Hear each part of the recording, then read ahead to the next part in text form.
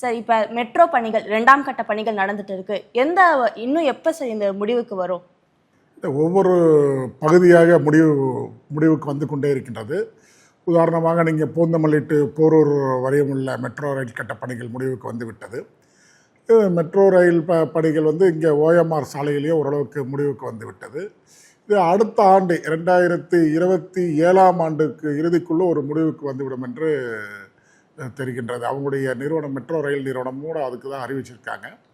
Metro rail பணிகள் வந்து மிக வேகமாக நடைபெற்று வந்து கொண்டிருக்குது. ஏன்னா மாண்புமிகு முதலமைச்சர் அவர்களும் மாண்புமிகு துணை முதலமைச்சர் அவர்களும் அந்த பணியை வந்து வேகப்படுத்தி அதை சீக்கிரம் முடித்து மக்கள் பயன்பாட்டுக்கு கொண்டு வரணும்னு அதிக கவனம் செலுத்திட்டு வர்றாங்க. அதனால் விரைவில், ஏன்னா அதனால் அந்த மெட்ரோ ரயில் பணிகள் நடக்கிறதுனால பொதுமக்களுக்கு நிறைய சிரமங்கள் இருக்குது. கண்டிப்பாக சார், நிறைய ஆக்சிடென்ட்லாம் நடக்குது. அதனால இது எவ்வளோ சீக்கிரத்துக்கு முடிவு கொண்டு வரணும் அப்படின்றது தான் மக்களுக்கு வந்து நிறைய சிரமங்களுக்கு உள்ளாக சூழ்நிலை.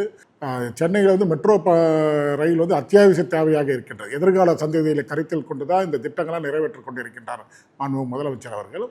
ஏன்னா போக்குவரத்து நெரிசலை குறைக்கணும்னா இந்த மெட்ரோ ரயில்கள்லாம் எல்லா வழித்தடங்களையும் வந்தால்தான் அது வந்து எதிர்கால சந்ததியினருக்கு ஒரு பயனுள்ளதாக இருக்கும் அந்த திட்டம் அப்படின்றக்காக தான் அது எல்லா வழித்தடங்களையும் அந்த திட்டத்தை கொண்டு வர்றாங்க.